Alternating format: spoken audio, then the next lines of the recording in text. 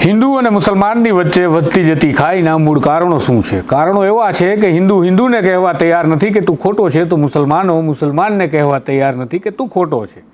બસ જો આ ખોટો કહેવાનું આપણે શીખી જઈએ અને કોઈ ખોટું છે તો ખોટું કહેનારો કોઈ મળી જાય અને તેને સત્યવક્તા કહેવાય, તો પછી આ ખાઈને ફરીથી આપણે બોલી શકીએ છીએ. હિન્દુ અને મુસલમાનનો જે રાગ અને દ્વેષનો માહોલ રાજનેતાઓએ બનાવ્યો છે તેને પણ ભૂસી શકાય છે. મુસલમાન ગરબામાં કેમ જાય છે, ગરબામાં વિરોધ કેમ થાય છે, મદ્રેસામાં તેને શું ભણાવાય છે, તો ગુરુકુલમાં હિન્દુઓને શું ભણાવાય છે, આ તરફ સાધુઓ મહંતો હિન્દુઓને શું ભણાવે છે, તો બીજી તરફ મૌલાના શું ભણાવે છે. આ બધું જ તમને કહેતા હશે, પણ એમાં કેટલી વાસ્તવિકતા એ એમના મોઢે નહીં બોલતા હોય. આજે આપણી સમક્ષ બોલીશો બિંદાસના કાર્યક્રમમાં બિંદાસ વાત કરવા માટે જૂનાગઢથી ઇમ્તિયાઝભાઈ સાથે આપણે વાત કરવાના છીએ, જેઓ તમને સમજાવશે કે ખરેખર આ સ્થિતિનું નિર્માણ શું થઈ રહ્યું છે ને મુસલમાનોને કયા સ્ટેજ સુધી પહોંચાડી દેવામાં આવ્યા છે આ રાજનેતાઓ દ્વારા, મૌલાનાઓ દ્વારા, સમાજના અગ્રણીઓ દ્વારા, અને સમાજના આગેવાન બનવા માટે કઈ ડિગ્રી જોઈએ છે એની પણ તમને વાત કરશે. નમસ્કાર ઇમ્તિયાઝભાઈ, કેમ છો? તો આજે આપણે જે વાત કરવાની છે, આમ તો બોલીશું બિંદાસના કાર્યક્રમમાં અમે દરેક લોકોને આમંત્રિત કરીએ છીએ, પણ કોઈ બિંદાસ બોલી નથી શકતું. જી, અમારી સાથે પહેલાં બિંદાસ વાત કરે તો અમને પણ લાગે કે આ કેમેરા પર બિંદાસ વાત કરી શકે તેમ છે, પણ તમે કરો છો. તો આજે આપણે ચર્ચા કરીએ કે આ મુસ્લિમોની અંદર એવી તો શું તકલીફો છે કે જેના કારણે આ હિન્દુ મુસલમાનનું રાજકારણ ચાલે છે, એ તો લોકો જાણે છે, અને જાણવા છતાં પણ આ દંગા ફસાદ થાય છે, જાણવા છતાં વિરોધ થાય છે, જાણવા છતાં હિંસા થાય છે. તો એવી કઈ બાબતો નેગેટિવ છે કે જે તમે મુસલમાનોને હિદાયતની રીતે શીખવી શકો?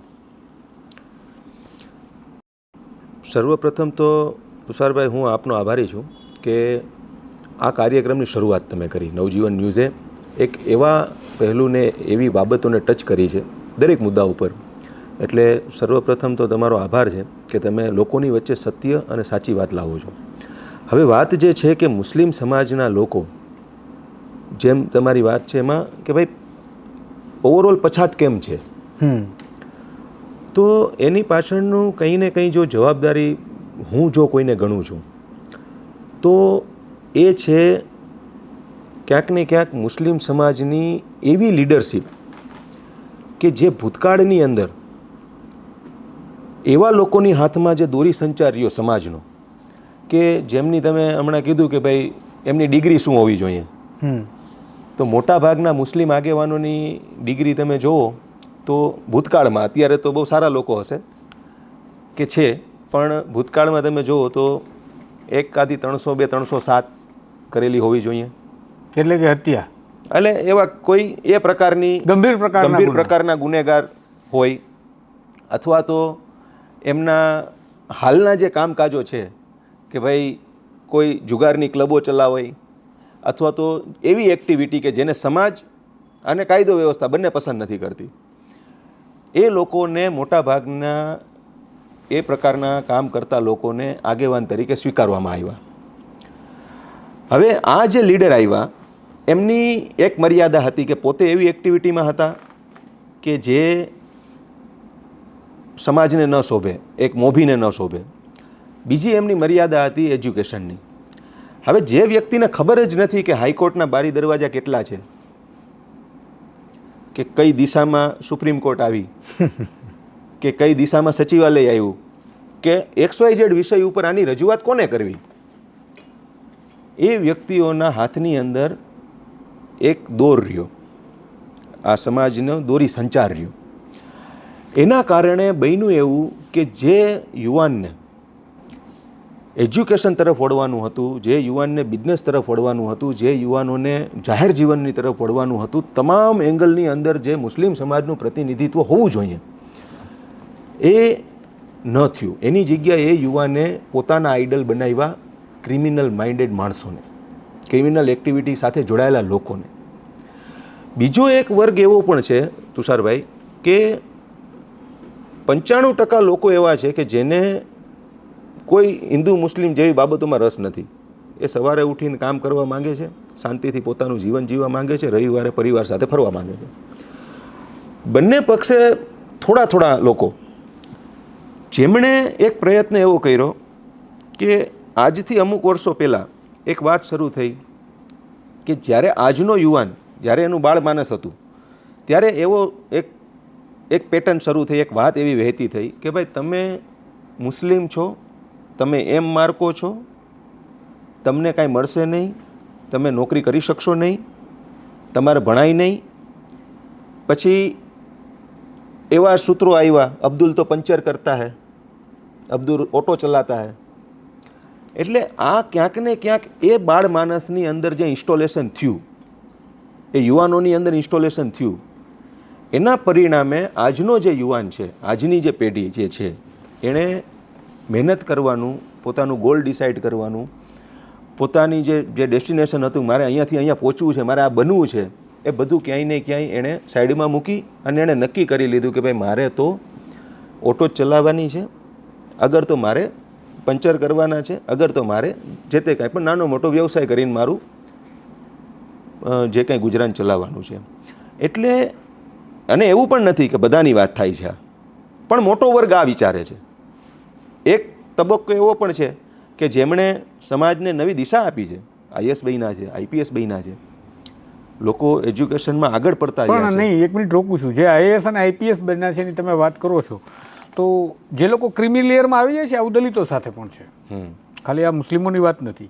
જે કોઈ વંચિત, શોષિત, ગરીબ, પીડિત જેને આપણે માનીએ છીએ, આ તમામમાંથી જે ક્રિમી લેયરમાં એકવાર એ સ્થિતિમાંથી નીકળી જાય છે, પછી ફરી અને પોતાના સમાજ તરફથી કે પોતાના બાળકો તરફથી એ પાછળ જોવા નથી જતો. તો આજે મુસ્લિમની અંદર પણ મેં આ સ્થિતિ જોઈ છે.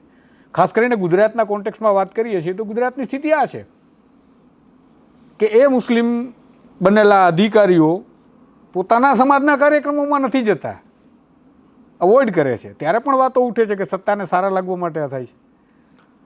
એમાં તુષારભાઈ એવું છે કે વોટ્સએપ યુનિવર્સિટી જ્યારથી શરૂ થઈ ત્યારથી એક સિસ્ટમ ચાલી કે મેં કીધું ને, એવા અમુક 2-3% લોકો કે જે પોતાને એક ચોલામાં માને છે, એક પ્રકારનું એક ચોલો પહેરી લે છે કે હું આ છું એમ. એના દ્વારા, એ વર્ગ દ્વારા રોજ એક મેસેજ નાખવામાં આવે કે મુસ્લિમો છે એ શાકભાજીમાં ઇન્જેક્શન મારી દે છે, એટલે એની પાસે શાકભાજી નહીં લેતા. જો શાકભાજી વેચે છે તો, કેળા વેચે છે તો કેળાની અંદર કંઈ એવું કેમિકલ ભેળવી દેશે કે જે તમને બહુ મોટું નુકસાન કરશે.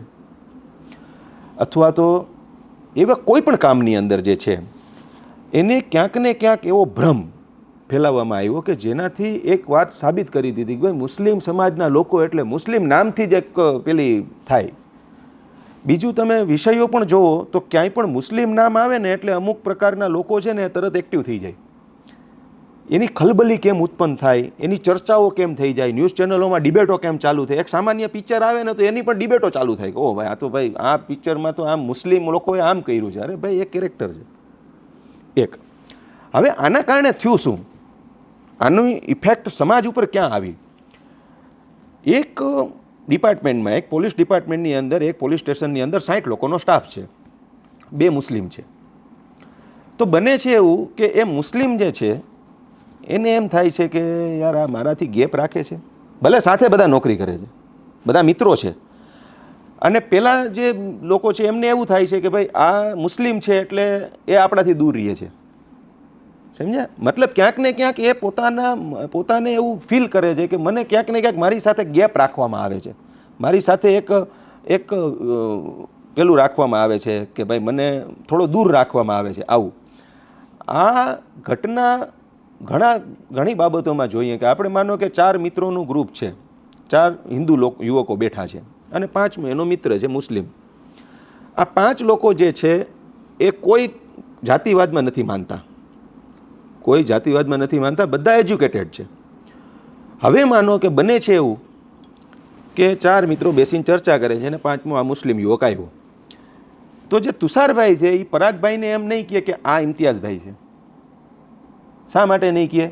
તુષારભાઈને એ ડર છે કે ક્યાંક પરાગભાઈ એવું નહીં માનતા હોય ને કે આ મુસ્લિમને સાથે રાખે છે, એની સાથે મિત્રતા કરે છે. આ જે એક ભ્રમ ફેલાવવામાં આવ્યો કે મુસ્લિમો છે એ પ્રાઇમ મિનિસ્ટર બની જશે, ગલીના નાકા ઉપર મુસ્લિમો હોય તો એ તમને બધું પેલું કરી પણ નાખશે. આવું મુસ્લિમોને તરફી જે વાત તમે કરો છો કે મુસલમાનો માટે આ પ્રકારના વોટ્સએપ યુનિવર્સિટીમાં મેસેજ આવે છે, તો આવા મુસલમાનોની અંદરથી એમના ગ્રુપમાંથી પણ આવા મેસેજ જાય છે, તો આ બંને પક્ષની વાત છે. હું તમને જ સમજાવવા માંગુ છું કે બંને પક્ષે જે થાય છે, સમાજના યુવાનોને તુષારભાઈ એનો છેડેથી છેડો ભેગા કરવા માટેનો બીજો કોઈ સમય જ નથી.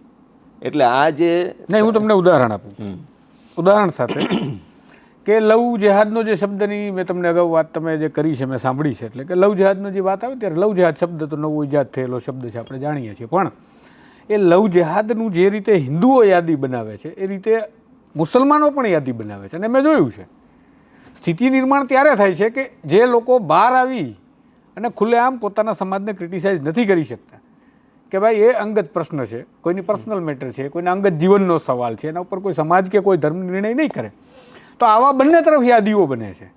તો મુસલમાનને ક્રિટિસાઇઝ કરવા મુસલમાન ઊભો નથી થતો. હિન્દુઓનું ડેવલપમેન્ટ જે થયું છે હું માનું છું એના પ્રમાણે, એટલે હું હિન્દુ છું કે હું હિન્દુમાં માનું છું એટલા માટે નહીં, મારા બિલીફ સાથે નહીં, પણ જે મારો તર્ક છે, જે મેં જોયું છે, જે મારો અભ્યાસ છે, એનાલિસિસના આધારે તમને કહું છું કે હિન્દુઓને ક્રિટિસાઇઝ કરવા માટે હિન્દુઓ થયા. એવો મુસ્લિમનો એક દાયકો આવ્યો જેમાં સૂફી સંતો થયા, અને એ સૂફિઝમના કારણે સૂફિઝમે ક્રિટિસાઇઝ કર્યા હતા. પછી એને ભલે કોઈ એન કેન પ્રકારે બંધ કરી દીધા. આજે હું કે સૂફી સંગીતના પહેલાંના કોન્ટેક્સમાં નથી કહેતો, પણ જેમને ક્રિટિસાઇઝ કર્યા એના કોન્ટેક્સમાં કહું. તો આવું કેમ નથી થતું? મુસ્લિમોને ડર લાગે છે? એવું નથી. જેમ તમે લવ જેહાદની વાત કરી, હવે લવ જેહાદ જે શબ્દ છે એ 2014 પછી જન્મેલો શબ્દ છે. હા, અને ખાસ કરીને માધ્યમો લાવ્યા. હવે ઘણા કિસ્સાઓની અંદર એવું જોયું છે, આપણે ન્યૂઝના માધ્યમથી જોયું છે, ઘણી ટીવી ડિબેટોમાં આપણે જોયું છે કે ભાઈ આ યુવકે નામ બદલીને આ યુવતી સાથે એને ફસાવી, એની સાથે લવ જેહાદ કર્યો. હવે એના ગુના દાખલ થઈ જાય, એમાં પોલીસની બધી એજન્સીઓ કામે લાગી જાય ને એવી રીતે કામગીરી થાય કે જાણે આપણને તો એમ થાય કે ઓહો ના બહુ જબરજસ્ત એમ. પણ તમે સમજો એ વાતને કે જે દીકરી ભલે હિન્દુ દીકરી મુસ્લિમ યુવક લઈને વયો ગયો, આ બનાવ બંને પક્ષે બને છે. હા, જેટલી હિન્દુ યુવતીઓ મુસ્લિમ યુવકોના ઘરમાં હશે એનાથી વધારે મુસ્લિમ યુવતીઓ હિન્દુ યુવકોના ઘરમાં હશે. પહેલો કિસ્સો, પહેલી વાત. બીજી વાત એ છે ભાઈ આની અંદર કે માનો કે લવ જેહાદની ઘટના ઘટી અને એને જે માધ્યમોથી જે સોશિયલ મીડિયા કે ઓવરઓલ જેટલા પણ માધ્યમો છે એની અંદર બતાવવામાં આવે છે કે મુસ્લિમ યુવકે લવ જેહાદ કરી નાખ્યો, એમ જે આમ બોલવામાં આવે છે, એમાં સીધી વાત એ છે કે એની જો તમે ઘટનાના મૂળમાં જાઓ તો 5 વર્ષ પછી એ લવ જેહાદ બહાર આવ્યો. 5 વર્ષ સુધી કંઈ વાંધો નહોતો બેયને, બરાબર. 5 વર્ષ પછી એ દીકરીને ખબર પડી કે આ રમેશ નથી, રહીમ છે. હવે જ્યારે ગુજરાતની અંદર સ્પેશિયલ મેરેજ એક્ટનો કાયદો છે, માનો કે કોઈ તમારે સ્પેશિયલ મેરેજ એક્ટ મુતાબિક કોઈ આંતરજ્ઞાતિ લગ્ન કરવા હોય, હિન્દુ હોય કે મુસ્લિમ હોય, બંનેને એકબીજાની જ્ઞાતિ અલગ હોય, લગ્ન કરવા હોય તો એસડીએમ કક્ષાના અધિકારી પાસે અરજી કરવી પડે. હવે એસડીએમ કક્ષાના અધિકારી પાસે તમે અરજી કરો એટલે તમારે ડોમિસાઇલ સર્ટી દેવું પડે, તમારે એની અંદર પોલીસ વેરિફિકેશન કરાવવું પડે, તમારે 1 થી 10 ધોરણના રિઝલ્ટ આપવા પડે, તમારે વિટનેસથી લઈ અને તમારા એફિડેવિટ રજૂ કરવા પડે, નોટરી સમક્ષ રજૂ કરવા પડે, તમારા ઓરિજિનલ દસ્તાવેજો દેવા પડે. આ ઘણી બધી પ્રોસેસ, મામલતદારનો દાખલો દેવો પડે, કોર્પોરેટરને દેવો પડે. આ બધું તમે જ્યારે આપો ત્યારે 1 મહિના સુધી એની નોટિસ લાગે બોર્ડ ઉપર, અને નોટિસ લાગ્યા પછી એસડીએમને એમ લાગે કે ના ઓકે ભાઈ આમાં કંઈ વાંધો નથી, તો એ મેરેજની રજિસ્ટ્રી કરે. આ એની સીધી સાદી પ્રોસેસ છે. હવે માનો કે કોઈ એમ કહે છે કે ભાઈ નામ બદલીને યુવતીને ભોળવીને નામ બદલીને આ કરવામાં લવ જેહાદ કરવામાં આવ્યું, બરાબર, ઓકે, માની લીધું. તો યુવતીને કદાચ માનો કે નામ બદલ્યું તો જો એનું આધાર કાર્ડ હતું એ ચેન્જ થઈ ગયું, ચાલો માની લીધું આધાર કાર્ડ ડમી બનાવી લીધું, તો શું 1 થી 10 ધોરણના રિઝલ્ટની અંદર પણ રહીમમાંથી રમેશ થઈ ગયું? પોલીસ વેરિફિકેશનમાં પોલીસને ન દેખાણું, મામલતદારને ન દેખાણું, એસડીએમને પણ ન દેખાણું કે ભાઈ આ તો ઓળખ બદલાવીને નામ બદલાવીને બધું થયું છે. 5 વર્ષ વીતી ગયા, એના 1-2 બાળકો થઈ ગયા, પછી આ ઘટના આવી સામે, અને ત્યારે બધા ભાઈઓ એક્ટિવ થાય છે. એ ક્યાંક ને ક્યાંક સમાજની અંદર તુષારભાઈ આખો એવો મેસેજ ફેલાય છે કે એકતા અને ભાઈચારાથી રહેતો આવનારો આપણો જે સમાજ છે એની અંદર એક ગેપ આવે છે. આ બધી ઘટનાઓથી બન્યું છે એવું કે જે આજથી 20-25 વર્ષ પહેલાં જે હિન્દુ અને મુસ્લિમ બંને ભાઈઓ એકતા ભાઈચારાથી રહેતા હતા, જે હિન્દુ ભાઈઓ ઈદની રાહ જોતા હતા, જે મુસ્લિમ ભાઈઓ દિવાળીની રાહ જોતા હતા, એકબીજા સાથે મળીને પ્રસંગની અંદર એકબીજાનો પ્રસંગ ઉકેલતા હતા. ગામની અંદર તમે જુઓ કે મુસ્લિમ સમાજના વ્યક્તિને અહીંયા મેરેજ હોય તો એનું આખું જમણવારનો કારભાર હિન્દુ ભાઈઓએ ઉઠાવ્યો હોય. એ કેમ પ્રસંગ પતી જાય ખબર ન પડતી. આજથી 20-25 વર્ષ પહેલાં આ ઘટના હતી. એની જગ્યાએ અત્યારે એકબીજાને કામ ધંધો કરવામાં જો પાર્ટનર પણ હોય ને તો એ કહેવાતું નથી કે ભાઈ આ ભાઈ છે, સુલેમાનભાઈ છે કે ઇબ્રાહીમભાઈ છે. આ રિયાલિટી છે, અત્યારની વાસ્તવિકતા છે. નહીં, પણ હું તમને જે છે મારો સવાલ થોડો હજુ જુદી રીતનો છે. આજે તમે વાત કરો છો એ એક પોલિટિકલ કોન્ટેક્સ કે સામાજિક ઉદ્દેશ આપણે જે શિખામણ આપવાના કોન્ટેક્સની વાત છે. જી, હું એવું કહેવા માંગુ છું કે જે પ્રકારે આજે હિન્દુઓને ક્રિટિસિઝમ કરવાના છે તો મારા જેવા હજારો લોકો હશે જે હિન્દુઓનું ક્રિટિસિઝમ કરશે કે તમે અહીંયા ખોટા છો. નવરાત્રિના ગરબાની જ વાત કરીએ તો નવરાત્રિના ગરબામાં અમદાવાદની અંદર વિશ્વ હિન્દુ પરિષદના નામે અથવા તો એમના કથિત લોકોએ કે કથિત નામે કેટલાક ગુંડાઓએ જે કહેવું હોય કહી શકે, કારણ કે કોઈ જવાબદારી તો લીધી નથી પછી કે હા અમારા જ વિશ્વ હિન્દુ પરિષદના છોકરાઓ હતા જ, છતાં નથી લીધી. તો ત્યારે ત્યાં પોલીસ ઊભી હતી અને એ સમયે મેં ક્રિટિસિઝમ કર્યું છે, બરાબર છે. તો મુસલમાનોના ક્રિટિસિઝમ માટે મુસલમાનોને ક્રિટિસાઇઝ કરતો એક મુસલમાન મને નથી જોવા મળતો. જે કોઈ પણ નેતાઓ છે તો પર્સનલમાં તો મને ખૂબ કહે છે, એવા ધારાસભ્યો છે, ભૂતપૂર્વ ધારાસભ્યો છે જે પર્સનલમાં અમારી સાથે ખૂબ વાતો કરે કે અમારા સમાજની સામે આ ખોટું છે પણ બોલાય નહીં તો અમને આ કરે. અમારો જે એક સાથી મિત્ર છે, નવજીવન ન્યૂઝમાં જ કામ કરે છે, એ સાથી મિત્રનું એવું કેવું છે કે સાહેબ આ શિખામણ દેવા જાય તો અમને ગામ મુકાવે, સોસાયટી મુકાવે, મારી નાખે, એ સ્થિતિ છે. ના એ બધી ખોટી તો કેમ કોઈ નથી? ના ખોટી વાત છે, એવું છે નહીં. આજના યુવાનોને આ દિશાની અંદર આગળ આવવું જોઈએ. આ મર્યાદા છે, હું વાત સ્વીકારું છું, આ મર્યાદા રહી છે, પણ બોલનારા લોકો પણ છે. મુસ્લિમ સમાજની અંદર સારા એવા લોકો પણ છે જે ઘણા મામલાઓને નામદાર હાઈકોર્ટ સુધી લઈને ગયા છે, એની અંદર ન્યાય માટે લડ્યા છે. પણ ક્યાંક છેલ્લા વર્ષોની અંદર તુષારભાઈ, તમે આટલા વર્ષોનું તમારું પત્રકારત્વ છે, તમારું આટલું અનુભવનું ભાથું છે, એની અંદર તમે જોયું હશે કે જે કામગીરી થઈ રહી છે એની અંદર ક્યાંક મુસ્લિમ સમાજના લોકો છે તેને થોડુંક વધારે ભોગવવાનું આવ્યું છે. આ એક સમજવા જેવી વાત છે અને એ વાતને કોઈ નકારી નહીં શકે. મારી આ વાતથી ઘણા લોકોને તકલીફ થશે કે ભાઈ એવું છે નહીં, પણ રિયાલિટી આ મોબાઈલ ફોન જ્યારે મૂકશે ત્યારે મનમાં તો કહેશે ના સાચી વાત છે. આ ભોગવવાનું આવ્યું છે. એક ઘટના બને છે કે માનો કે ક્યાંય પણ કોઈ 5 મુસ્લિમોએ ભૂલ કરી છે, કાયદો વ્યવસ્થાના સંઘર્ષમાં, કાયદાની સંઘર્ષમાં આવ્યા છે, તો ભોગવવાનું 15, 25, 50 ને આવે છે.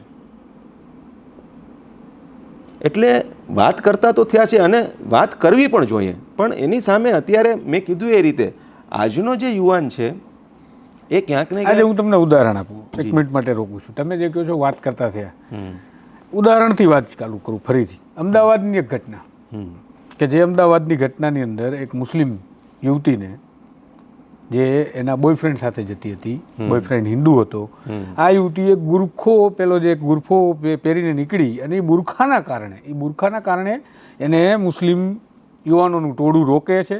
પહેલાંને હિન્દુ છે એ એને ખબર હોય છે અને એ મુસ્લિમ યુવતીને મારે છે. ત્યારે પણ હું બોલ્યો છું કે આજે આ મુસલમાનોની ઇજ્જત બચાવવા માટે મુસલમાનોના એ નેતા, એ મૌલાના, એ ઇમામ સાહેબ બધા ક્યાં છે? કારણ કે ત્યારે એક પણ હરફ કોઈ મુસલમાને નથી ઉચ્ચાર્યું. તો આ બોલવું પડશે. તો એ બાબત ક્રિટિસિઝમ જેવી જ હતી. તો આજે બુરખા હટાવવા માટે કેટલા મુસલમાનો બોલે છે? આ વસ્તુ તમે જે કહો છો કે અમે હાઈકોર્ટ જઈએ છીએ, સુપ્રીમ કોર્ટ જઈએ છીએ ન્યાય લેવા માટે, કાયદામાં આ બધી વસ્તુઓ માટે હૃદય પરિવર્તન જરૂરી છે. ગાંધીની એક વાત મને યાદ આવે છે કે જ્યારે આંબેડકર ગાંધી પર કાયદાને લઈ, દલિતો માટેના કાયદાને લઈ ગુસ્સે થયા ત્યારે ગાંધીનું વર્ઝન એવું હતું કે મારા ઉપર આંબેડકર થૂકે તો પણ મને ખોટું ન લાગે, કારણ કે એ લોકોએ ભોગવ્યું છે. આ હજારો વર્ષથી દલિત સમાજ ભોગવતો આવ્યો છે. પણ મારું માનવું છે કે આ કાયદાથી નહીં, આ હૃદય પરિવર્તનથી થઈ શકે એવું કામ છે. એટલે મારા અને આંબેડકર વચ્ચેનો આ મતભેદ છે કે માત્ર કાયદાથી દલિતોને મુખ્ય ધારામાં લાવી શકાય નહીં. તો આ જ રીતે માનો કે મુસલમાનો સાથે જે થઈ રહ્યું છે, અમે જોઈ રહ્યા છીએ, અમે કહી રહ્યા છીએ કે મુસલમાનો સાથે અન્યાય થયો છે અને થઈ રહ્યો છે. એક સદીથી આગળના ભૂતકાળને જુઓ, એ ભૂતકાળ અલગ છે, હિસ્ટ્રી અલગ છે, કારણ કે બિફોર ઇન્ડિપેન્ડન્સ અને રાજાશાહી કહો કે બાદશાહી કહો, એ સમયની વાત છે. એ સમયમાં બધું જ અલગ ચિત્ર હતું. અત્યારનું ચિત્ર અલગ છે. તો આપણે કહી શકીએ કે નહીં, અત્યારે એક જે માઇનોરિટી છે એ સપ્રેસ થઈ છે, દબાઈ છે અને એનકેન પ્રકારે એને દબાવવાના પ્રયાસો ખુલ્લેઆમ થયા છે. પણ જે રીતે જાહેર મંચ પરથી આ જ્ઞાન આપવાની જરૂર છે તો હૃદય પરિવર્તન થશે ને. કોઈએ તો બનવું પડશે ને ગાંધી. જાહેર મંચ ઉપરથી આ જ્ઞાન અપાઈ પણ રહ્યું છે, પણ જે એની વ્યવસ્થા છે, હું આપના સવાલને બહુ બારીકાઈથી વાત કરું. પહેલી વાત એ છે કે જે બનાવ બન્યો એ યુવતીને, એ યુવકોએ જે તે કંઈ પણ એને માર માર્યો, બરાબર, જે કંઈ એની સાથે જે વ્યક્તિ હતો એને માર માર્યો, પોલીસે એમાં કડક કાર્યવાહી કરી છે. એક. બીજું, કોઈ પણ મુસ્લિમ નેતા કે કોઈ પણ મુસ્લિમ વ્યક્તિ એક ભલામણ માટે કે એના માટે ક્યાંય પણ આગળ નથી આવ્યો. ઇવેન એવા પણ કિસ્સાઓ છે કે એ યુવકો, જે યુવક છે, જે બનાવ એમાં જે સામે આરોપીઓ હતા, એના જે કોઈ પરિવારજનો છે એ જે તે લોકો પાસે ગયા જ છે કે ભાઈ આમાં તમે શું મદદરૂપ થઈ શકો. ત્યારે હંમેશા મુસ્લિમ સમાજ આવી બાબતોની અંદર પાછળ રહ્યો છે, નહીં આ ખોટું છે અને આ ન થવું જોઈએ. એક. બીજી જે વાત છે હૃદય પરિવર્તનની, આમાં મુસ્લિમ સમાજની જે એકતાની વાત થઈ રહી છે ભાઈ, તો અત્યારે મુસ્લિમ સમાજને જે જોવામાં આવે છે ને, એ મુસ્લિમ સમાજ ક્યાંય છે નહીં મારી દૃષ્ટિએ. તમને મેમણ સમાજ મળી રહેશે, તમને મકરાણી સમાજ મળી રહેશે, તમને સૈયદ સમાજ મળશે, તમને પઠાણ સમાજ મળશે, અને હમણાં તો નવું શરૂ થયું છે મુસ્લિમ સમાજની અંદર, ગર્વ સે કહો હમ સિપાહી હે. એટલે જે મુસબ્બિબલ ઈમાન, એક મુસલમાન તરીકે જે ઓળખ હતી, એ ઓળખ ક્યાંક ને ક્યાંક હવે નાના નાના ગ્રુપોમાં થતી જાય છે કે ભાઈ અમે તો ગાંચી છીએ, અમે તો સંધિ છીએ, અમારા વડવેરાએ તો આમ કર્યું, પણ એ અમારા સંધિના વડવેરોએ કર્યું, કોઈ મેમણ કે કોઈ પઠાણના વડવેરાઓએ નહીં, સમજ્યા, મુસલમાનોએ નહીં, અમે કર્યું છે. એટલે ઇતિહાસોથી માંડી અને જે કંઈ પણ સારું સારું લેવાની વાત છે, ક્યાંક ને ક્યાંક ગ્રુપોમાં વેચાતું ગયું. બીજી એક મહત્ત્વની વાત છે ભાઈ, કે જે જાહેર મંચ ઉપરથી બોલવાની વાત આવે છે, તો આજે મુસ્લિમ સમાજમાં એક પ્રથા છે કે દરેક જુમ્માના દિવસે જે વાઇઝ શરીફ થાય છે, વાઇઝ જેને કહેવાય કે ભાઈ જુમ્માની નમાજ સમયે બધા ભેગા થાય અને દીનની સારી વાતો, જિંદગી કેમ જીવી, પોઝિટિવ વાતાવરણ સમાજમાં કઈ રીતે બને, આવી વાતો કરવાની. એની જગ્યાએ જે મૌલાના દ્વારા જે વાઇઝ કરવામાં આવે છે, એમાં ઘણા અત્યારે એવા જેને કહી શકાય ક્રાંતિકારી સ્વભાવના છે કે જે સમાજને સારું આપવા માંગે છે, કે જે સારી વાત કરે, સજ્જનતાની વાત કરે છે, જે ભાઈચારાની વાત કરે છે, એકતાની કરે છે. પણ અમુક મોટો વર્ગ એવો છે કે એ માત્ર ને માત્ર સમાજના લોકોને બીવડાવવાની જ વાત કરે છે. જે તમે જુમાની નમાજમાં વાઇઝ કરે તો કે ભાઈ કબર મેં અજગર આયેગા, વો અજગર તુમકો ખા જાયેગા. એટલે મર્યા પછી શું તમારું થવાનું છે? અત્યારની જે વાસ્તવિકતા છે, જે રિયાલિટી છે, એની ઉપર વાત કરવાને બદલે ક્યાંક ને ક્યાંક ધાર્મિક આગેવાનોએ એવી વાતો કે જે વિઝિબલ નથી, એમ કે જેને આપણે એને જોડી ન શકીએ લોજિક સાથે, કે ભાઈ અત્યારની જે રિયાલિટી છે, અત્યારે સમાજમાં આ બનાવ બન્યો હતો, હકીકતે જો આ બનાવ બન્યો તો એના એલાન થવા જોઈએ મારી દ્રષ્ટિએ તો તમામ મસ્જિદોની અંદર, કે ભાઈ આવો બનાવ છે, આ બન્યો છે, બહુ ખરાબ બનાવ છે. ભલે દરેક સમાજની અંદર 2-5 લોકો હોય, પણ આવો બનાવ ભવિષ્યની અંદર ન બને ક્યારેય પણ, એનું ધ્યાન આપણે રાખવાનું છે. એના માટે યુવાનોને તમારે શીખ આપવાની છે, શિખામણ આપવાની છે. આ વાત કરવામાં ક્યાંક ને ક્યાંક મુસ્લિમ સમાજની મર્યાદા રહી છે, આ સ્વીકારવાની. કારણ શું? મર્યાદાનું કારણ શું? ડર છે? ના, ડર નથી. આ મેં કીધું ને એવી રીતે પાછલા વર્ષોની અંદર મુસ્લિમ યુવક જે છે ને, આજનો જે મુસ્લિમ યુવક એ પોતાની જગ્યા બનાવવામાં જ વ્યસ્ત છે. જેમ કે મેં કીધું કે ભાઈ એ નોકરી કરે છે તો ક્યાંક એને એવું ફીલ થાય છે કે ભાઈ મારી સાથે ગેપ છે, સામેના વ્યક્તિને એમ થાય છે કે આ મુસ્લિમ છે. આવી રીતે વ્યવસાયમાં લઈ લ્યો તમે, મિત્રોના ગ્રુપમાં લઈ લ્યો, નોકરીમાં લઈ લ્યો, આ બધી બાબતોની અંદર ક્યાંક ને ક્યાંક એ પોતાની જે સજ્જનતા છે એ સાબિત કરવાની અંદર રહ્યો છે. હવે એનો એક સીધો એક્ઝામ્પલ તમને આપું કે એક મુસ્લિમ યુવક છે, ગેરેજનું કામ કરે છે, સમજો તમારે ગાડી રિપેર કરાવી છે. હવે તમારા મગજની અંદર 100 લોકોએ નાખી દીધું છે કે ભાઈ મુસ્લિમો પાસે નહીં કરાવવાની, પણ તમે એનાથી પરે છો, તમે ત્યાં ગયા. હવે એ વ્યક્તિ છે, એણે તમને અંદાજો હતો કે આના 300 રૂપિયા થાય અને એણે બિલ કરી નાખ્યું 500 રૂપિયા. તો સીધું ત્યાં એ 500 રૂપિયાને તમે એક્સપ્લેન નહીં કરાવો એની પાસે કે કેમ ભાઈ 500 રૂપિયા કેમ? મને સીધી પહેલી વાત આવશે કે યાર ના પાડી હતી ને, આ લોકો કામે બરોબર નથી કરતા અને પેલું. એટલે હું તો આપના માધ્યમથી એ કહું છું કે મુસ્લિમ સમાજના યુવાનો જે કોઈ કામ ધંધાની અંદર છે એ વિશેષ ઈમાનદારી, વિશેષ વફાદારી સાથે કરો. માનો કે તમે એક પાનનો ધંધો કરો છો તો એ માણસ એમ કહેવો જોઈએ કે એ કાથામાં ખોટું ન જ કરે, મુસલમાનનો દીકરો છે. અને આ આપણો ઇતિહાસ રહ્યો છે, આ મુસ્લિમ સમાજના લોકોની વાત રહી છે. વફાદારી, ઈમાનદારી બ્લડમાં છે. અને આ જે અત્યારે માહોલ ઈમાનના આધારે તો આખો ઇસ્લામ ટકે તો યાર, અને માહોલ જે બન્યો છે કે ભાઈ આ લોકો, અરે जिस देश में रहते हो उसकी वफादारी करो, આ તો કુરાનનું પેલું સૂત્ર છે કે જ્યાં તમે રહ્યો છો એના વફાદાર બનીને રહ્યો.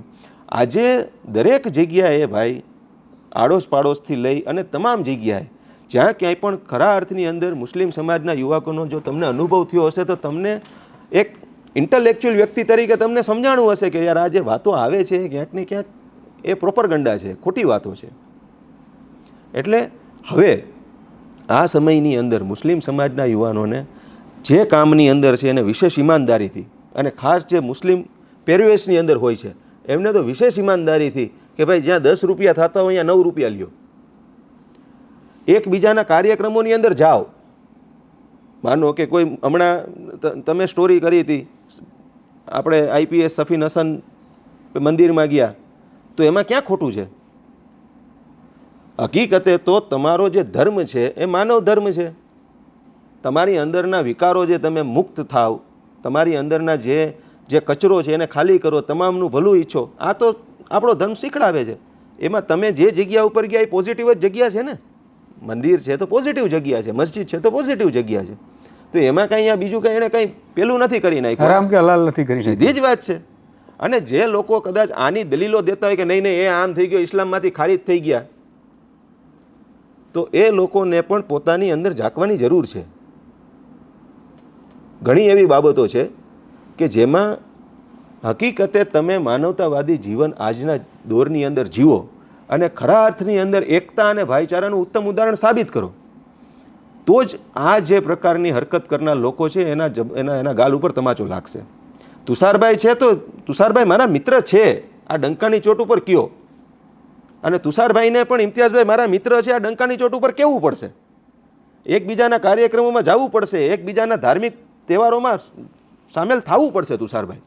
કારણ કે ઓવરઓલ આ જે લોકો કામ કરી રહ્યા છે એ તો 2-5 વર્ષના મહેમાન છે ને. આપણે તો આપણી પેઢીઓથી સાથે રહેતા આવ્યા છીએ. આપણો પહેરવેશ, મકરાણી સમાજના લોકો છે તો એ ચોણો પહેરતા હતા. આજે પણ તમે કચ્છની અંદર જાઓ તો તમે નક્કી ના કરી શકો હિન્દુ છે કે મુસ્લિમ છે. દરેક જગ્યાની સંસ્કૃતિ પ્રમાણે. અને ઇસ્લામની અંદર તો જ્યાં તમે જે જગ્યા ઉપર રહ્યો છો, તમારા પાડોશીનો શું હક છે, ઓરતોની જ્યાં પડદાની તમે વાત કરી, ઇસ્લામની અંદર ઓરતના એટલા હુકુક બતાવવામાં આવ્યા છે, એટલી એની પ્રત્યે વફાદારી, ઈમાનદારી અને એટલું બધું એની અંદર બારીકાઈથી કહેવામાં આવ્યું છે. આ તો એની અંદર એને અલગ નજરિયાથી, અલગ ચહેરાથી ચિતરવામાં આવે છે કે ભાઈ 3 તલાક ને આ તલાક ને. એ 4 લગ્નની જે વાત હતી એ સમયની માંગ હતી, જરૂરિયાત હતી ત્યારની. અને અત્યારે તમારી સામે કોઈ એવી પરિસ્થિતિ છે તો તમે કરો એને મદદરૂપ થવા માટે. એમાં હરામ કામ નહીં, તમે નિકાહ એટલે કરો કે તમે હરામ કામથી બચો. પણ આજના દોરની અંદર જ્યારે એક નથી સાચવી શકે એમ, પછી ક્યાંય પણ, હું એક દાખલો આપું તમને, મારા જીવનની ઘટના કહું. અમારે એક ગાડીની ડિલિવરી લેવાની હતી, મારા જીવનની પ્રથમ ગાડી.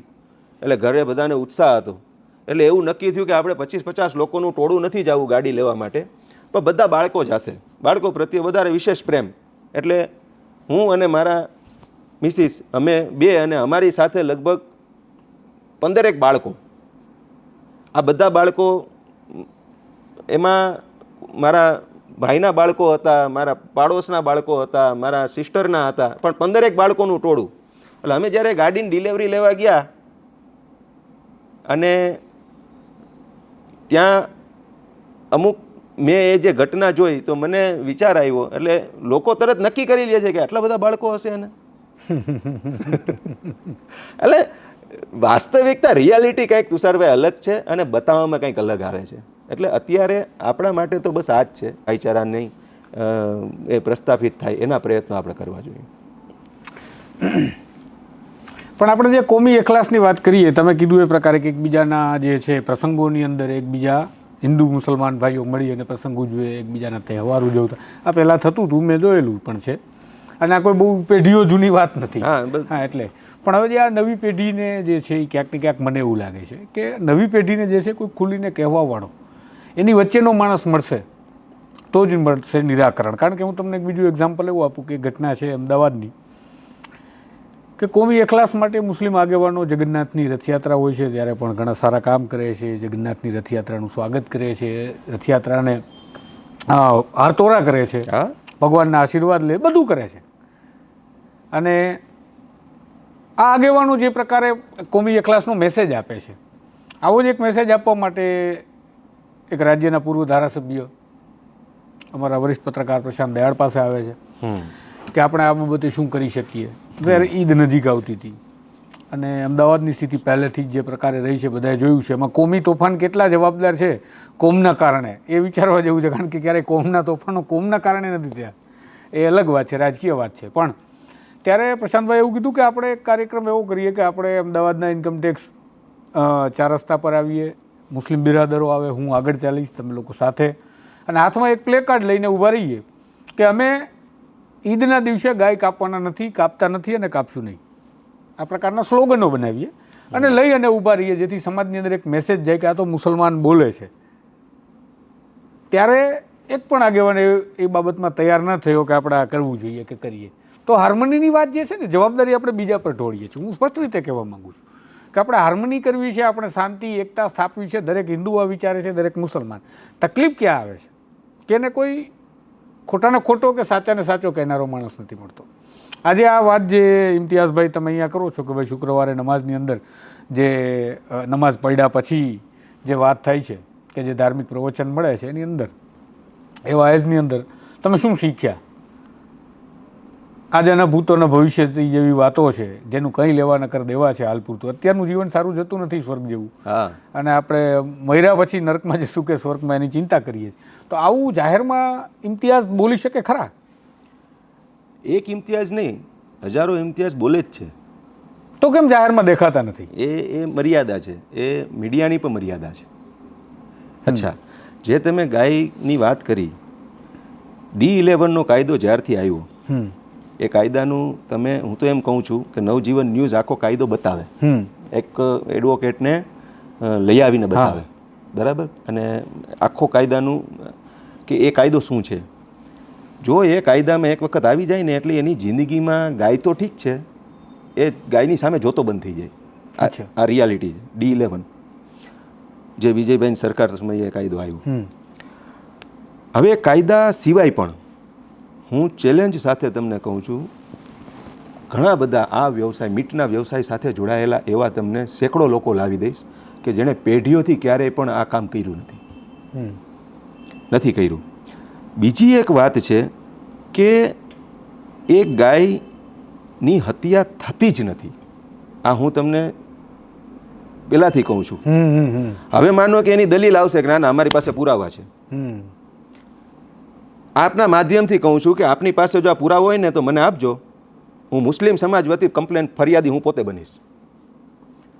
મુસ્લિમ સમાજ વતી હું પોતે ફરિયાદી બનીશ અને એની ઉપર FIR આપણે કરાવશું. આ હું તમારા કેમેરાની સામે જાહેરમાં કહું છું. કોઈ પણ ઇનલીગલ એક્ટિવિટીને સ્વીકારવાની થતી જ નથી અને સમાજના એક જાગૃત નાગરિક તરીકે સ્વીકારવી ન જ જોઈએ કોઈને.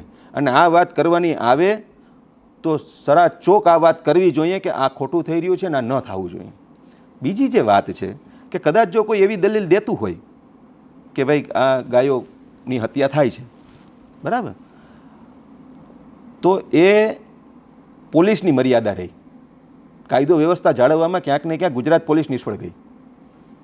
મેં કીધું ને કે D11નો કાયદો એક વખત તમે બતાવજો, જિંદગીમાં ગાયની સામે નહીં જોવે, એ હત્યા કરવાની પછીની વાત છે. એ પોલીસની મર્યાદા છે એક. અચ્છા, ગાયની હત્યાની જે વાત બતાવવામાં આવે છે તો એવા મુસ્લિમ યુવકોને, એવા મુસ્લિમ લોકોને હું જાણું છું જે ગૌશાળા ચલાવે છે, જે પોતાની ઘરે ગાય પાળે છે.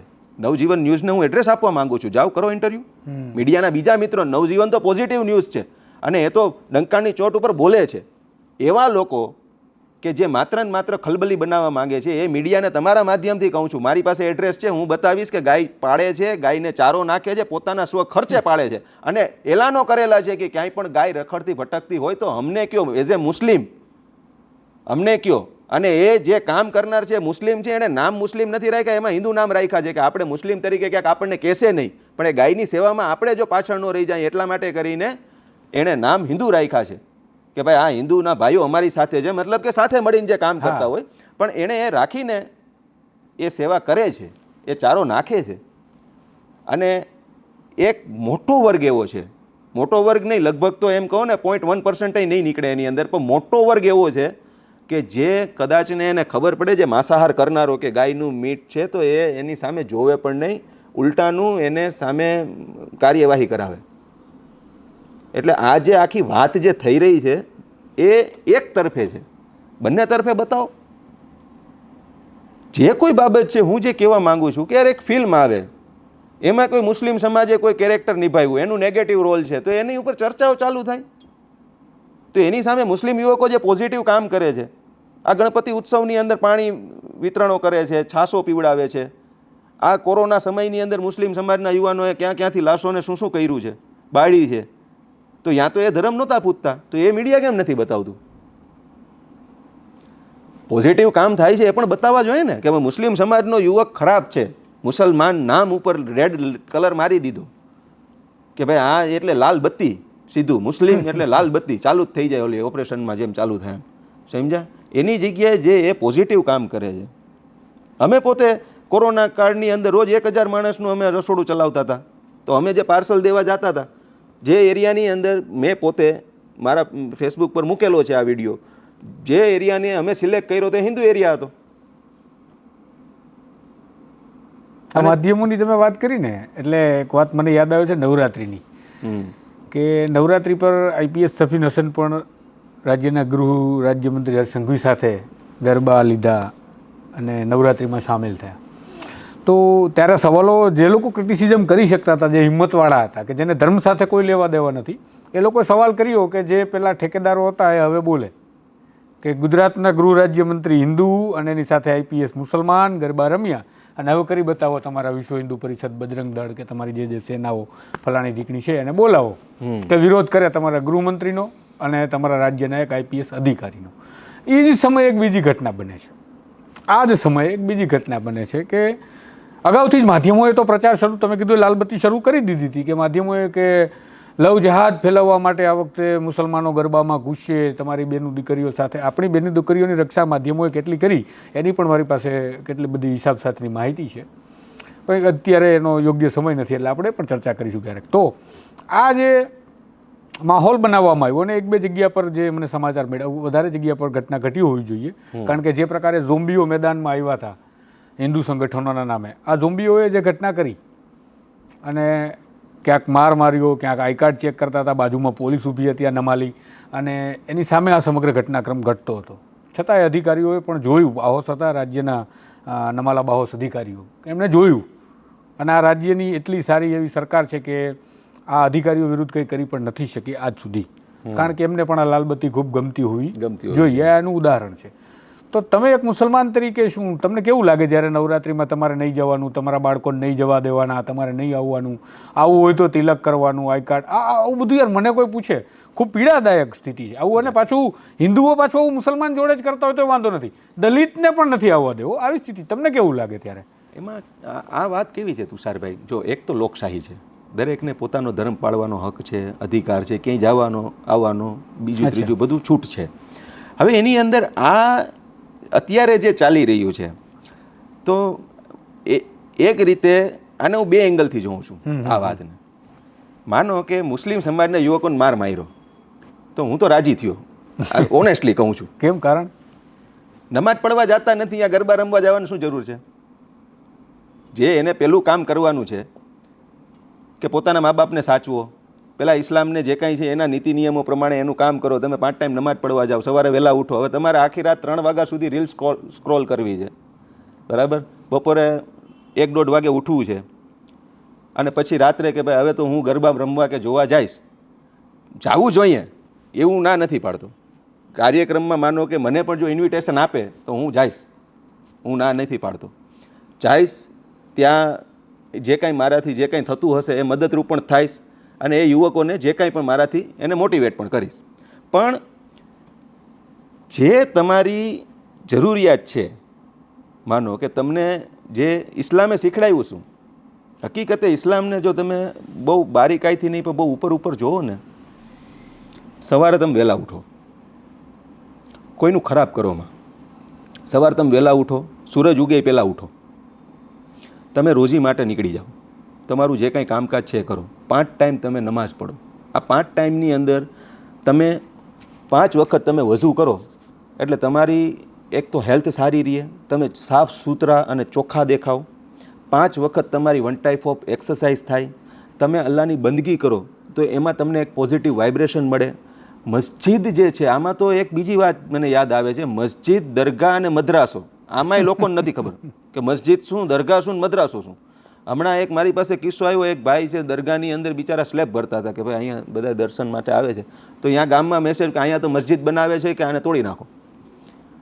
એટલે દરગાહ એટલે જ્યાં સૂફી સંત, અલ્લાહના વલી આરામ ફરમાવે છે, એની કબર છે, મજાર છે, એમની યાદ છે, ત્યાં બધા જઈને દર્શન કરે. જેમ આપણું સ્મારક છે, હા, જે આપણું ધાર્મિક લાગણી સાથે આપણે જોડાયેલા છીએ આપણા દેશની અંદર, તો એ ત્યાં જઈને ફૂલ ચડાવે, ચાદર ચડાવે કે એમની જે કાંઈ મન્નતો પૂરી થાય. આ જે છે આને કહેવાય દરગાહ. મસ્જિદ એટલે અત્યારે આપણે જે હોલમાં બેઠા છીએ, આ પ્રકારનો એક હોલ કે જેમાં જઈને તમે બંદગી કરી શકો શાંતિથી. ત્યાં તમારે વાત પણ નથી કરવાની, ત્યાં તમને હાથ ધોવા માટે, વઝૂ કરવા માટે પૂરી વ્યવસ્થા છે. ત્યાં તમે જાઓ તો બંદગી કરવા માટે તમારી પાથરવાની ને બધી વ્યવસ્થા છે, તમારી ઉપર પંખો છે, અને ત્યાં એવા પોઝિટિવ વાઇબ્રેશન છે કે જેમાં તમારું મન શાંત થઈ જાય. આને કહેવાય મસ્જિદ. અને મદ્રાસો એટલે એ જગ્યા ઉપર જ્યાં તમને તાલીમ આપવામાં આવે છે. હવે કોઈ જે ઇસ્લામી કિતાબો છે, કુરાન શરીફથી લઈને અત્યાર સુધી, એ કિતાબો અરબી ભાષામાં છે. કાલા અક્ષર ભેંસ બરાબર, અડધા મુસલમાનોને ખબર નથી ને અડધા હિન્દુ ભાઈઓને ખબર નથી શું લખ્યું છે. આ એવી વાત છે. અને એને તમે ચિતરી મારો કે આ કિતાબ છે એ આ શીખડાવે છે ને તે શીખડાવે છે. હકીકતે એની અંદર જીવન કેમ જીવવું, લોકોની ભલાઈ કેમ કરવી, લોકો સાથે સારું વર્તવું કેમ. અને જો માનો કે એવી કોઈ ઘટનાઓ છે તુષારભાઈ કે જેની અંદર કોઈ એવા બનાવો બન્યા છે કે જે માનવ જીવન, તો એને મુસ્લિમ સમાજ ક્યારેય નથી સ્વીકારતો ભાઈ. કોઈનું પણ ખરાબ થાય એને મુસ્લિમ, એને તમામ આખા સમાજ સાથે ન જોડવો જોઈએ. એટલે હું એ બાબતને 2 એંગલથી લઉં છું. સફીન હસન જે આઈપીએસ છે, સાથે એના ગૃહમંત્રી હતા, અને એ વ્યક્તિએ સમાજને એક દિશા આપી છે, આઈપીએસ બનીને આપી છે. સાથે સાથે સમાજની અંદર જેમ એના 2 કિસ્સા, હમણાં પ્રશાંતભાઈએ એક વાત કરી કે એમણે માંસાહાર છોડી દીધું કે ભાઈ મારા પાડોશના વ્યક્તિને તકલીફ ન. એ સાચો મુસલમાન કે તમારા પાડોશીને તો જરાય તકલીફ ન થવી જોઈએ, એ સાચો મુસલમાન. એટલે એણે પાડોશના વ્યક્તિને તકલીફ ન પડે એટલે એણે માંસાહાર છોડી દીધું, ગરબામાં એ ગયા. એનાથી કાંઈ એનું ઇસ્લામ ખારીજ નથી થઈ જતું. એને જે એની અંદરથી જે છે, એને જે પામવાનું છે, એને જે મેળવવાનું છે. હવે હમણાં જ આપણે ચર્ચા કરતા હતા પહેરવેશની, તો શું પહેરવેશ પહેરશો એટલે જ તમે મુસલમાન રહેશો? દાઢી રાખશો, ટોપી પહેરશો તો જ તમે મુસલમાન રહેશો? આ એક અમુક વર્ષો પહેલાં, આજથી 2000 વર્ષ પહેલાં જે સાહિત્યનો દોર આવ્યો, અને અમુક જે વર્ગના લોકો કે ભાઈ આ એક પ્રકારનો પહેરવેશ પહેરે, આ એક પ્રકારના સંસ્કૃતિના નામે પૂજા કરે, આ એક પ્રકારની બંદગી કરે, તો આ છે જે વાડામાં બાંધવામાં આવ્યું. અને એ વાડાઓમાંથી ધીરે ધીરે આજે એ વાડાએ એટલી બધી ઇફેક્ટ કરી કે જે વોટના સોદાગર છે એને તો આ મોકો મળી ગયો આ વાડાઓના કારણે. કાંઈ હાથમાં ન આવ્યો તો સીધું આ એક વાળાવાળો બીજા વાળાને તકલીફ આપે છે, બીજા વાળાવાળો ત્રીજા વાળાને તકલીફ આપે છે. આ કરીને એન્ડમાં અત્યારે થયું છે એવું કે એકબીજાના જે વ્યવસાયો ચાલતા હતા, એકબીજાને જે કોમી એખલાસ હતી, જે મોહબ્બત હતી, એની અંદર ક્યાંક ને ક્યાંક જાહેરમાં ગેપ આવ્યો છે. અંદર હજી લોકોને કાંઈ નથી ભાઈ. અંદર બધાને ઇમ્તિયાઝભાઈ સાથે સંબંધ રાખવા છે, તુષારભાઈ સાથે સંબંધ રાખવા છે, અને એ સમજે જ છે. પણ એવું નથી, ભલે સંબંધ રાખવો છે, પણ જ્યારે આવા ઇમ્તિયાઝ, તમારા જેવા ઇમ્તિયાઝ કડવું બોલે સમાજની વચ્ચે, અને કડવી વાત વાસ્તવિકતા બતાવે, અરીસો બતાવવાનો પ્રયાસ કરે તો વિરોધ પણ થતો હશે ને? બિલકુલ થાય છે, બિલકુલ થાય છે, અને એ વિરોધનો સામનો કરી પણ રહ્યા છીએ. આની પાછળ પણ છે ને ભાઈ, સમાજનો ઇન્ટલેક્ચ્યુઅલ વર્ગ જવાબદાર છે. અચ્છા. હા, વિરોધ કરવાવાળા કોણ છે કે તમે કોઈ પણ પ્રકારનું સારું કામ કરો એટલે 5 લોકો તમારી પાછળ પડી જાય. એ તમારી ઉપર કંચનનો આરોપ લગાડે, કામિનીનો આરોપ લગાડે, XYZ આરોપો લગાડે. ઓકે, કારણ કે તમે કાંઈ ન કરો ને તો કોઈને વાંધો નથી, તમે કાંઈક કરો ને તો વાંધો છે. એટલે તમે કોઈ પણ સારી વાત કરીને લઈને નીકળ્યા પછી, અને આ આદિકાળથી થતું આવ્યું છે. બધા તમે જેટલા પણ લોકોને જોઈ લો અને લગભગ એની સાથે આ ઘટનાઓ ઘટી છે. વિરોધ થાય, વિરોધ કરે, વિરોધ કરવાવાળા પણ કરે, પણ એને સમર્થન દેવાવાળા એનાથી વધુ ખતરનાક છે. જે વ્યક્તિ ક્યારેય પણ ઇમ્તિયાઝ પઠાણને મળ્યો જ નથી, એણે જોયો જ નથી, એ વ્યક્તિને ઓળખતો જ નથી, માત્ર ને માત્ર વિરોધ કરવાવાળાની વાતને લઈને ઇમ્તિયાઝ પઠાણની છબી બનાવીને જે ચિત્રામણ કરવામાં આવે, આના કારણે ક્યાંક ને ક્યાંક તમે જેમ કીધું ને, સાચું બોલવાવાળા, અરીસો બતાવવાવાળા, આ લોકો ડિમોટિવેટ થઈ અને પોતાનું ઘર સંભાળીને બેસી જતા હોય છે. અને આ વાસ્તવિકતા છે. તમે ક્યારેક હું તમને એક ઇન્વેસ્ટિગેટિવ જર્નાલિઝમ તમારું તો છે એક, તમે તો એવા પત્રકાર છો કે જેમની અંદર ઘણી બધી આશાઓ બંધાયેલી છે સમાજની, લોકોની. એક ભાડે મકાન આપવાનું છે આવી જાહેરાત તમે શોધી કાઢો અખબારમાં, અને તમે તુષાર બસિયા વાત કરે કે ભાઈ હું અબ્દુલભાઈ બોલું છું કે ઇમ્તિયાઝભાઈ પઠાણ બોલું છું. ના, મારું તો ઘણા લોકોએ તોફિક નામ કરી નાખ્યું, આપણે સ્વીકારી પણ લઈએ. એટલે તમે ફોન કરો કે ભાઈ તમારે મકાન ભાડે દેવાનું છે. આવા તમે 25 જાહેરાતમાંથી 25 ને ફોન કરો, એમાંથી એક પણ વ્યક્તિ હા નહીં, પેલા પૂછશે તમને, હા સાહેબ દેવાનું છે, બરાબર. પછી તમે પૂછશે તમારું નામ, તો કે ભાઈ મારું નામ તો ઇમ્તિયાઝભાઈ છે કે અબ્દુલભાઈ છે કે રહીમભાઈ છે. તો સાહેબ હું પૂછીને કહું તમને, આ જ જવાબ આવશે. એટલે મકાનો દુકાનો ભાડે નથી મળતા, આ વાસ્તવિકતા છે. ક્યાંક ને ક્યાંક નવી અત્યારે એક પેટર્ન આવી છે કે ભાઈ હિન્દુ એરિયાની અંદર મુસ્લિમોને મકાન નહીં લેવાનું, મુસ્લિમ એરિયાની અંદર હિન્દુઓને નહીં લેવાનું. State motivated. એટલે આ સ્પોન્સર્ડ કયો કે મોટિવેટેડ, કઈ બાજુ જઈ રહ્યા છીએ આપણે? આપણો સમાજ કઈ બાજુ? અત્યારે જે આપણી જે વાત થઈ રહી છે, આ હિન્દુ અને મુસ્લિમની નથી, આ રિયાલિટીની વાત થાય છે. સાચી વાત છે. લોકોને એવું લાગે છે કે ધર્મની વાતો કરવા પડગે છે, પણ આમાં જે લોકો સમજે અને લોકોને સમજાય છે, બહુ સ્પષ્ટ રીતે હું કહું છું. કારણ કે હું કમેન્ટો, ઘણાના ફોન કોલ્સ, આ બધું અમે જ્યારે જોઈએ ને ત્યારે અમને ખબર પડે કે લોકોને અસર જ્યાં કરવાની છે જે દિલમાં, તે અસર તો થાય છે. બસ એનું એક અભિમાન છે, એને સ્વીકારવા નથી દેતું. કે આ અભિમાનના કારણે જે લોકો છે ને, જે આ જે સ્થિતિમાં જે કગાર ઉપર આવીને ઊભા છે ખાઈમાં, અને તમે જે સ્ટેટની વાત કરીને કે હિન્દુના વિસ્તારમાં મુસલમાન, મુસલમાનના વિસ્તારમાં હિન્દુ ન આવે, આ એક ખૂબ સુનિયોજિત રીતે જે હું કહું છું કે સ્ટેટનું એક કાવતરું છે. પહેલેથી હું કહું છું કે એવા વિસ્તારો બનાવવાનું માત્ર ને માત્ર કારણ એવું કે આ બંને ક્યારે સાથે મળીને રહે તો એના બાળકની અંદર એકબીજા પ્રત્યે પ્રેમ જાગૃત થાય, કે એકબીજા જેવા જ છે. યાર, આ તો મુસલમાન ટોપી પહેરે તો અંદર મગજ એવો જ છે, એની અંદર વાળ એવી જ રીતે ઉગે જેવા મારે 2 કાન છે, 2. આ તો શિંગડાવાળા મુસલમાન છે અને પૂંછડીવાળા હિન્દુ છે. આ બનાવવાનો એક પ્રયાસ, એટલે અશાંત ધારો. અને લોકોએ હોંશે હોંશે લીધું, માંગણી થાય છે. ભાવનગરમાં તો આ માંગણી ખૂબ તેજ બની હતી કે જલ્દી અમને અશાંત ધારો આપી દીધો, તમને આપી દીધો, અને તમને અશાંત ધારાથી ભગવાન અંબાણી જેવા પૈસાદાર બનાવે એવી એમાં આશા રાખી. ત્યારે એક મારે બીજો સવાલ કરવો છે. જુનાગઢની છેલ્લો સવાલ છે કે જુનાગઢની જે ઘટના બની, કે જ્યારે જુનાગઢની અંદર એક દરગાહ પર એક નોટિસ લાગે છે, ત્યાં મુસ્લિમ લોકોએ, અને મેં ખૂબ જાણકારીઓ મેળવી તમારા જેવા મિત્રો પાસેથી, ગ્રાઉન્ડમાં કેટલાક પત્રકારો પાસેથી કે જે સાચું જાણતા હોવા છતાં લખી નહોતા શકતા, એમની પાસેથી. તો મને એક માહિતી મોટી મોટી એવી મળી કે વિરોધ ચોક્કસપણે થયો. આની પહેલાં જે એક દરગાહ તૂટવામાં આવી, જે અક્ષા કરીને તળાવની પાર ઉપરથી, જંગલી શાહ. તો આ જે ઘટના બની એના પછી આ ઘટનામાં જે એક નોટિસ લગાવવામાં આવે છે કે આને ડિમોલિશન કરવું પડે એમ છે, અમારો રસ્તો પોળો કરવો છે કે વોટ એવર. અને બાદમાં મુસ્લિમો એકત્રિત થયા, તે વાતો થઈ, અને બાદમાં જે છે વિરોધ પ્રદર્શન જેવું માહોલ બનતો હતો, ને ત્યારે કોઈ ટીખડખોરો ઘૂસી ગયા અને એમણે કર્યું. જેમણે કરી અને સજા મળવી જોઈએ ચોક્કસ છે. અને દરેક મુસલમાન આ જ બોલ્યો, જેને મેં ફોન કર્યા કે જેમની પાસેથી મેં વર્ઝન કે બાઇટ લીધા. પણ પછી જે રાત્રે ઘટના બની, જેમાં પોલીસનું કામ ગુંડાનું હતું, એના વિશે પણ અમે બોલ્યા, અમે બતાવ્યા દ્રશ્યો. અને આખા લગભગ મને ખબર છે ત્યાં સુધી ગુજરાતના તમામ મુખ્ય પ્રવાહના માધ્યમોની એકદમ તદ્દન વિપરીત અહેવાલ અમે બતાવ્યો. અને એનું કંઈ અમે ગર્વ લેતા નથી, કારણ કે અમારું સત્ય બતાવવું કામ છે અને એનાથી અમે કંઈ મોટું તીર કે મીર નથી માર્યું. તો આ જે ઘટના છે એ ઘટના બાદ પણ કેટલીક ઘટનાઓ બની છે, એની અંદરની પેટા ઘટનાઓ હોય. કારણ કે જેમ રાયોટ થાય ત્યારે કેટલાય, જેમ કહીએ ને કે સૂકા ભેગું લીલું બળે, એવી ઘટનાઓ પણ ઘટી છે કે જે ઘટનાઓ ક્યારેય સામે જ નથી આવી. એના વિશે તમે શું જાણો છો કંઈ? તુષારભાઈ, આ એક જુનાગઢની ઘટના નથી.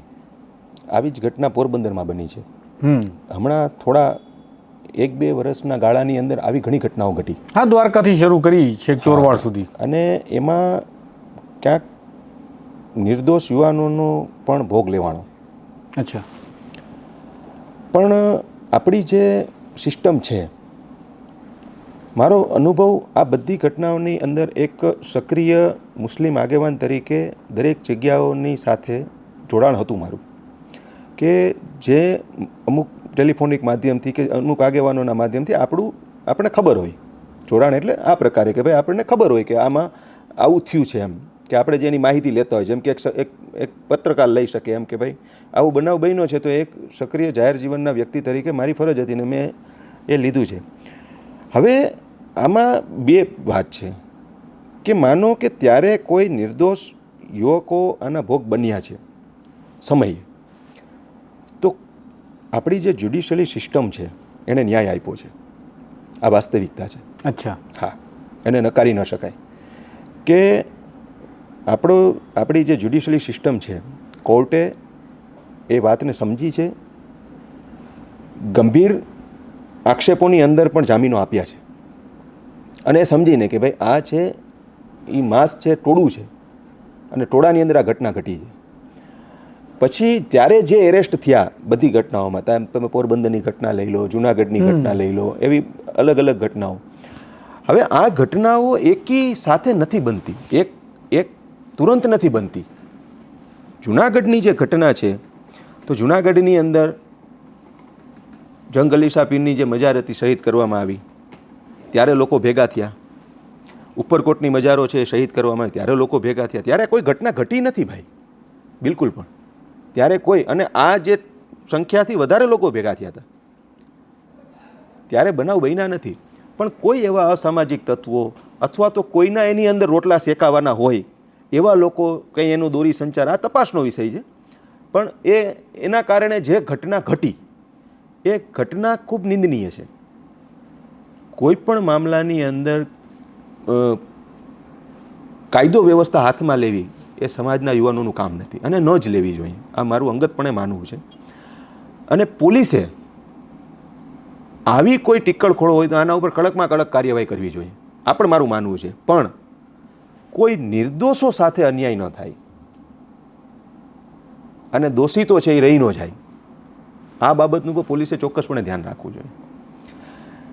વાત એવી છે કે કેટલા બનાવ શું બન્યો એની ભૂતકાળમાં તમે જાઓ તો એવા કેટલા બનાવો બન્યા છે, નાના. હા, એટલે તો જે છે એ પેલા આ ઘટનાને આખું રૂપ આપવામાં, આ ઘટના એની નિર્માણ થવા પામી. પણ જે થયું છે એ ખોટું થયું છે. પછી બીજી જે વાત છે કે આપણે ધાર્મિક લાગણીઓ સાથે જોડાયેલા માણસો છીએ, આપણું જે ધર્મ નિરપેક્ષ દેશ છે, આપણે એમાં ક્યાંય પણ કોઈ ધાર્મિક સ્થાનોને ડિમોલેટ કરવાના છે તો એની વ્યવસ્થા છે કે ભાઈ તમે કોઈ આગેવાનોને, જે કંઈ પણ સમાજના એવા લોકોને સાથે લઈને એનો કાંઈ રસ્તો કરો. પણ એને તમે એક પેલી સત્તાના જોરે જો કાઢી જ નાખશો તો એ 1માં નહીં કોઈ બોલે, 2માં નહીં બોલે, 3માં નહીં બોલે, પણ એની જે રજૂઆત થવાની છે એ સમયાંતરે પછી થશે. સાચી વાત, સમજ્યા? એટલે બીજા કોઈ રીતે થશે, પણ થશે એમ. એટલે આ જે જુનાગઢની જે ઘટના છે એ ખૂબ જ દુઃખની બાબત છે, અને ખૂબ જ એમ કે એની અંદર જે કંઈ પણ બન્યું છે, ત્યાંના અધિકારીઓ બહુ સારા હતા. એ સમયના જે ડીવાયએસપી છે, અધિકારીઓ છે, પીઆઈ છે, જે કંઈ એ સમયના હતા, આ બધાને પર્સનલી હું મળ્યો છું, ઓળખું છું એમને. અને બહુ સારા અને સજ્જન અધિકારીઓ હતા કે જે બહુ એકદમ પોઝિટિવ રહીને આ કામ કરતા હતા. કોઈ પણ પ્રકારની બીજી તો હાઈકોર્ટની અંદર જે અત્યારે મેટર પેન્ડિંગ છે કે રાત્રિના પછી જે બન્યું, એ પછી બન્યું, એટલે એ સ્વાભાવિક છે કે બધા પોતપોતાની રીતે પોતાના જે કંઈ ફંડામેન્ટલ રાઇટ્સ છે એનો ઉપયોગ કરવાના છે. પણ જે બન્યું છે ઓવરઓલ એ ખોટું છે, જે બન્યું બંને તરફે, માનો કોઈ ટીકડખોળો દ્વારા આ કરવામાં આવ્યું એ પણ ખોટું છે અને પોલીસ દ્વારા જે કરવામાં આવ્યું એ પણ ખોટું છે. પણ ઓવરઓલ ભાઈ સીધું જ છે કે જે આપણો જે સમાજ છે એ એકતા ભાઈચારાથી યુનિટીથી જે રહેતો આવ્યો છે અને ભવિષ્યમાં પણ રહેશે, તો આવી બનાવોને કંઈક મહદઅંશે આપણે રોકવામાં સફળ થશું. અને જેમ તમે કીધું એમ તમારી સરાહના છે કે આ બાબતે મુસ્લિમ યુવકોને, મુસ્લિમ આગેવાનોને, મુસ્લિમ સામાજિક રાજકીય તમામ રાહબરોને સામે આવીને બોલવું પડશે. એવી જ રીતે હિન્દુ સમાજના જે બુરખો પહેરીને જે મારમાયરન બનાવ આવ્યો હતો એવા કેટલાય વિડીયો માર્કેટમાં છે, સોશિયલ મીડિયામાં છે કે મુલ્લે કી લડકી કો મેને ફસાઈને એસા કિયા ને વૈસા કિયા ને મેં તીર મારી દીધું, આવા વિડીયો છે. તો એને રોકવા પણ હિન્દુ સમાજના જે વડીલો છે એની જવાબદારી છે. એવા કોઈ વક્તાઓ છે જેનાથી સમાજની વચ્ચે ગેપ ઉત્પન્ન થાય છે તો એને રોકવા જોઈએ, એને ન બોલવા જોઈએ, એને બોલાવવા જ ન જોઈએ. અથવા એને એ તમારા કાર્યક્રમમાં છે તો કહેવું જોઈએ કે તમે તમારી મર્યાદા રાખો, તમારી જીભ ઉપર તમારી કાબૂ રાખો કે ભાઈ તમે કોઈ પણ કાયદો વ્યવસ્થાની સ્થિતિ બગડે, કોઈની લાગણી દુભાય એવા શબ્દોનું ઉચ્ચારણ નહીં કરો. ખેર તો આ હતા આપણી સાથે ઇમ્તિયાઝ પઠાણ કે જેમની સાથે આપણે બોલીશું બિંદાસ્તમાં ફરીથી એક વખત હિન્દુ મુસ્લિમના સંબંધો, મુસ્લિમની અંદર કઈ રીતે ચર્ચાઓ ચાલે છે, તો કઈ રીતે હિન્દુઓ શું વિચારે છે, એ બંને પક્ષ રાખવાના પ્રયાસ મેં કર્યા. અગાઉની જે ચર્ચા થઈ ત્યારે અમારા સાથી મિત્રો, અમારા સાથી પત્રકાર મિત્રો હતા કે જેઓ મુસ્લિમ સમુદાયમાંથી આવતા હતા. એ અમારે તમને કહેવું પડ્યું કારણ કે એ તમને જોઈ અને મુસ્લિમ જેવા લાગત નહીં, અને ખાસ કરીને અમે કહેત કે આ માત્ર પત્રકાર છે તો તમે ભરોસો કરત નહીં. એટલા માટે નહીં તો અમે પણ કરી શકતા હતા કે એમને દાઢી વધારી અને ટોપી બનાવી અને બાદમાં તમારી સમક્ષ પ્રસ્તુત કરીએ. પણ આજે દંભનું જે જીવન છે, આપણા ધર્મના નામે ધર્મની વાતો કરીએ છીએ પરંતુ દિન ધર્મ ક્યારેય કરતા નથી. આપણે ક્યારેય માણસ બન્યા નથી. અને જો ખરેખર આપણે માણસ બની ગયા છીએ તો આપણને આ પ્રકારના હિન્દુ, મુસ્લિમ કે કોઈ ધર્મ વિશે રાગ અને દ્વેષ આવે નહીં. એટલે બસ અમારી વિનંતી એટલી છે. આ શો બનાવવાનું કારણ માત્ર એટલું છે. અને ખાસ કરી અને ઇમ્તિયાઝ સાથે જે આપણે વાત કરી એની અંદરથી તમને એક મુસલમાન બતાવવાનો પ્રયાસ હતો હિન્દુઓને, અને એક મુસલમાન બતાવવાનો પ્રયાસ હતો એ મુસલમાનોને કે જેમને લાગે છે કે આપણી વચ્ચેનું કોઈ બોલતું નથી માટે આપણે આગળ નથી આવી શકતા. તો આવા લોકો છે જે બોલે છે, વિરોધ કરવાવાળા વિરોધ પણ કરે છે, સમર્થનવાળા આવે સમર્થન પણ ખુલીને કરવું પડશે. કારણ કે જ્યારે તમે કોઈ ચોક્કસ લોકોને, કોઈ ચોક્કસ સમુદાયને સાંકળી અને વાસ્તવિકતા, સત્ય બતાવવાનો પ્રયાસ કરો છો ત્યારે વિરોધના સ્વર ઉઠવા સામાન્ય બાબત છે. કારણ કે આ રાજનેતાઓને પસંદ નથી, જે હુકમરાનો છે, જેમને મતની જરૂર છે, એ હુકમરાનોને આ બાબત પસંદ નથી હોતી. આપણે ભાષાને, આપણે શબ્દોને, આપણે રંગોને, આપણે ભોજનને પણ બાંટી દીધા છે હિન્દુ મુસલમાનના રંગમાં. પરંતુ જો આ દેશના સારા નાગરિક બનીએ, માત્ર સારો માણસ બનીએ, તો પણ કદાચ તમે રાષ્ટ્રધ્વજને ક્યારેય સલામી નથી દીધી તો પણ આ રાષ્ટ્ર માટે, આ દેશ માટે સૌથી મોટા રાષ્ટ્રભક્ત તમે જ હશો. આ પ્રકારની વાતો, સમાચારો જો આપને પસંદ આવે છે, વિશ્લેષણો જો આપને પસંદ આવે છે તો તમે ચેનલને લાઇક, શેર કરજો અને તમારા મંતવ્યો શું છે એ પણ અમને જરૂરથી કમેન્ટ બોક્સમાં જણાવજો, જેથી આગળના કાર્યક્રમમાં અમે શું કરી શકીએ એ દિશામાં તેના વિશે વિચાર કરી શકીએ. નમસ્કાર.